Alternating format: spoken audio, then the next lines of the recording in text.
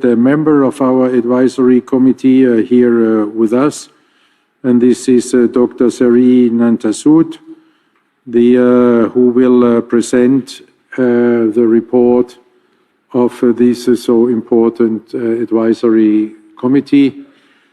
Dr. Nonthasoot, you have the floor.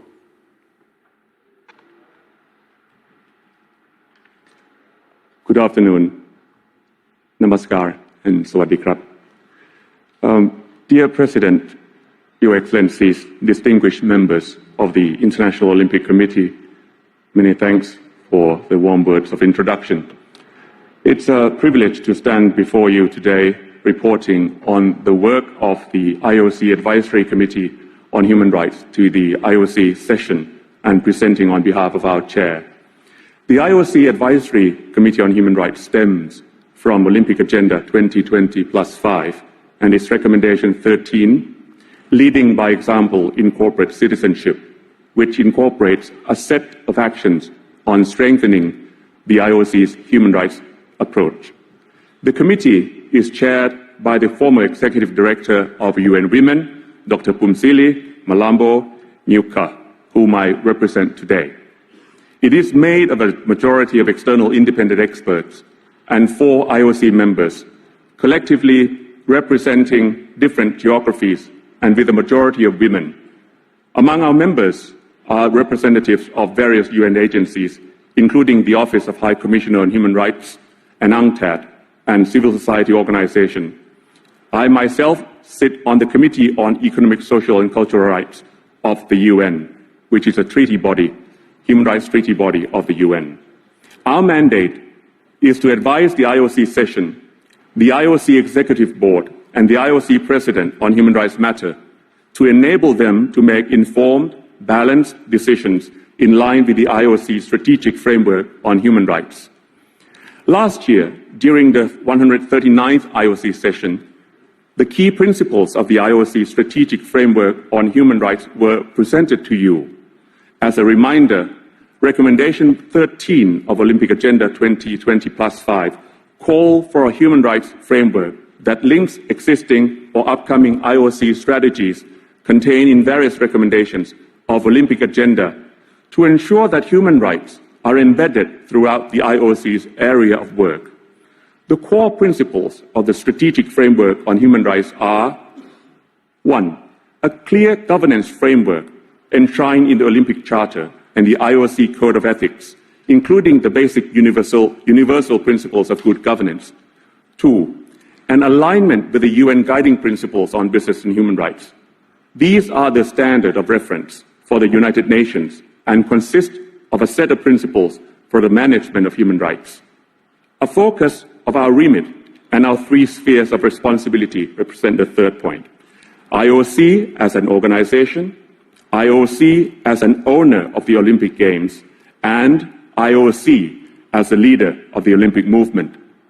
Fourthly, and on 5 focus areas: 1.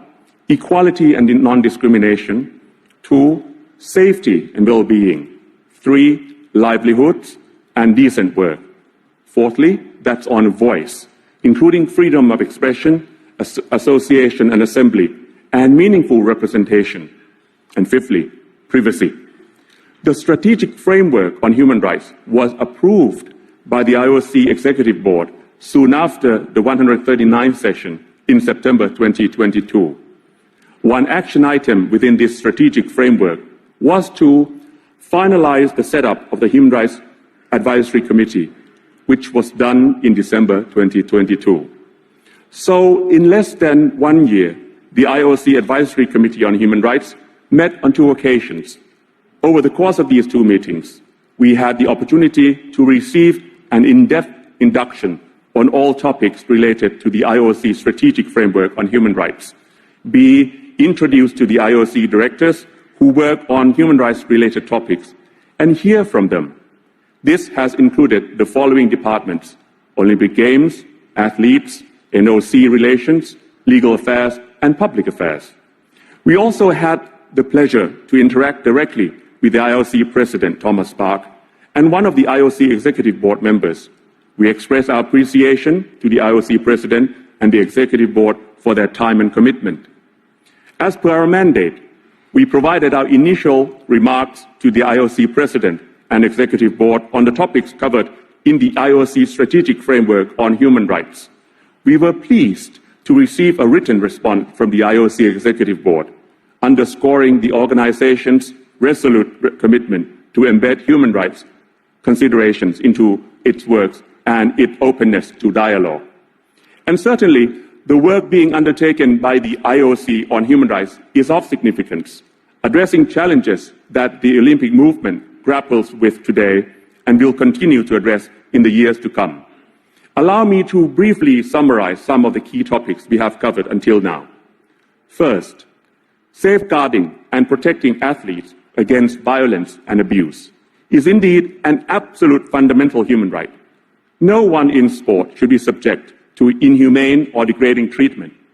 The IOC's steadfast focus on this matter and the acceleration of the work in local context will no doubt enhance the prevention and appreciate handling of cases of abuses. Secondly, the IOC Advisory Committee on Human Rights would like to commend the IOC for its work on implementation of the IOC framework on fairness, inclusion, and non-discrimination on the basis of gender identity and sex characteristics. This complex and often contentious subject does require indeed a principled approach grounded in non-discrimination. We can only recommend to continue your engagement with the Olympic movement on this topic. Thirdly, the strengthening of human rights consideration in the selection of future hosts and commitments in the organization and delivery of the Olympic Games is of paramount importance. We welcome the work carried out in that particular sphere of responsibility and look forward to the Paris 2024 Summer Olympic Games, the first edition of the Olympic Games that has embedded human rights throughout the organization and delivery of the event. 2023 was also the second year of the conflict in Ukraine. It was marked by the ongoing reflection of the IOC on the situation of athletes with Russian and Belarusian passports.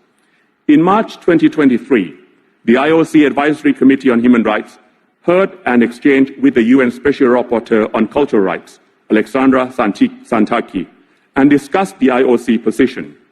We recommend continued engagement with the Advisory Committee as the IOC deliberates on this matter in the lead-up to the next Olympic Games, and to embed its reflection on the recommendations made by the UN Special Rapporteur. Finally, our most significant contribution so far certainly is the work we have undertaken towards the amendment of the Olympic Charter to better articulate human rights responsibilities. The IOC Advisory Committee discussed various wording options which fed into the work of the IOC Legal Affairs Commission. You will hear directly after this update from the IOC Legal Affairs Commission about the proposed amendments. So, in reconsidering Recommendation 13 of the Olympic Agenda 2020+5, which called to adopt an overarching human rights strategic framework that would link to various existing or forthcoming IOC strategies, amend the Olympic Charter and the basic universal principles of good governance, and to better articulate human rights responsibilities, enable the newly created IOC Human Rights Unit to develop the IOC's internal capacity with regard to human rights. We can conclude that the IOC delivered and made significant progress on all items in a short time frame. As members of the IOC Advisory Committee on Human Rights, we acknowledge the ever-evolving nature of human rights issues, and we are committed to offering guidance and support to the leadership of the IOC. We look forward to our ongoing dialogue on those matters. In closing, and on behalf of Dr. Phumzile, our chair, and the members of the IOC Advisory Committee on Human Rights, I extend my gratitude once more to President Bach, Your Excellencies, distinguished members, for your time, attention, and work in advancing the cause of human rights within the Olympic movement. Thank you, and ขอบคุณครับ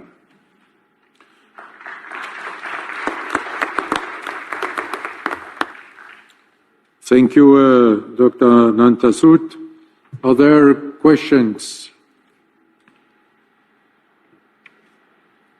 Mrs. Sarah Walker. Thank you, President, and thank you very much for the presentation. I am part of the working group, and I just wanted to relay that the understanding from the human rights experts about the Olympic movement was very impressive. They understood the context of this complicated world very quickly and were able to bring forward some very good ideas in a short amount of time.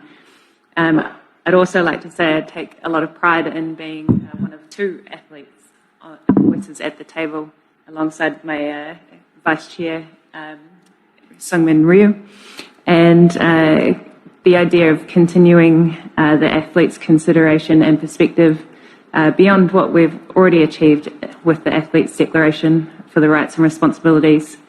So I just wanted to comment to say I look forward to continuing working with the experts and having a big impact together. So thank you very much.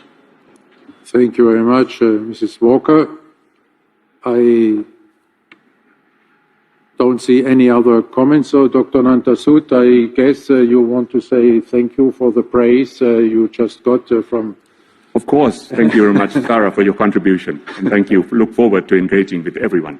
Thank you. Thank you, Dr. Nonthasoot, and thank you for the great work you have accomplished in this short period of time. And we are looking forward to a continuation and even closer cooperation in the future to strengthen our commitment to human rights. Thank you very much to you and all the members of the Advisory Committee.